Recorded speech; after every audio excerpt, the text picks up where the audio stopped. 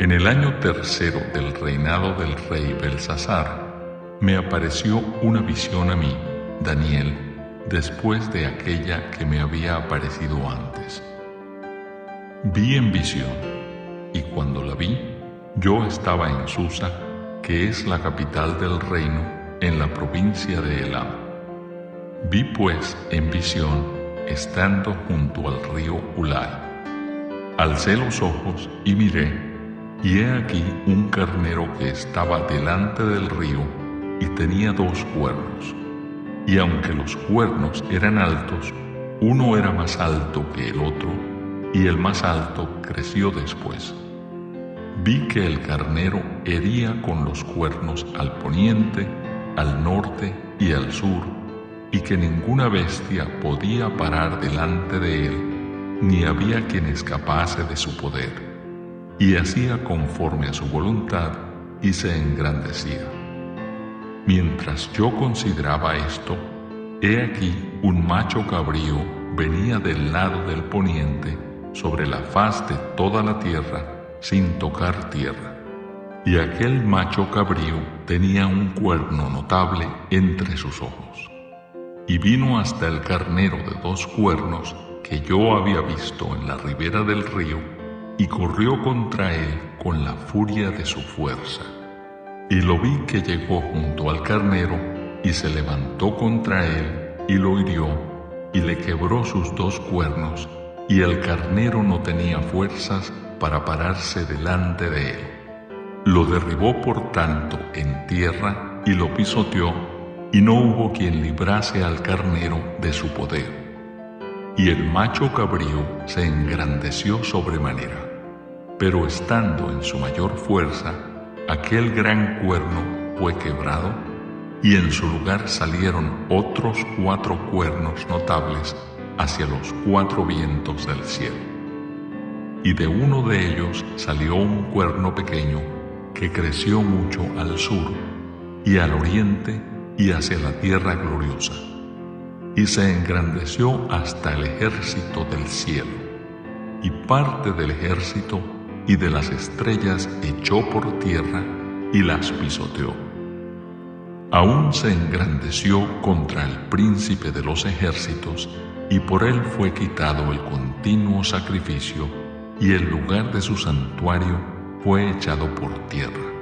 Y a causa de la prevaricación le fue entregado el ejército junto con el continuo sacrificio, y echó por tierra la verdad, e hizo cuanto quiso, y prosperó. Entonces oí a un santo que hablaba, y otro de los santos preguntó a aquel que hablaba: ¿hasta cuándo durará la visión del continuo sacrificio y la prevaricación asoladora, entregando el santuario y el ejército para ser pisoteados? Y él dijo: hasta 2300 tardes y mañanas. Luego el santuario será purificado. Y aconteció que mientras yo, Daniel, consideraba la visión y procuraba comprenderla, he aquí se puso delante de mí uno con apariencia de hombre. Y oí una voz de hombre entre las riberas del Ulai, que gritó y dijo: Gabriel, enseña a éste la visión. Vino luego cerca de donde yo estaba, y con su venida me asombré y me postré sobre mi rostro. Pero él me dijo: entiende, hijo de hombre, porque la visión es para el tiempo del fin. Mientras él hablaba conmigo, caí dormido en tierra sobre mi rostro, y él me tocó y me hizo estar en pie.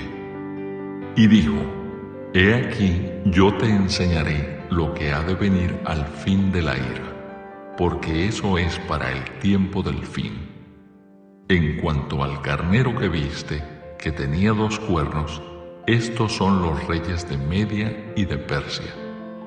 El macho cabrío es el rey de Grecia, y el cuerno grande que tenía entre sus ojos es el rey primero.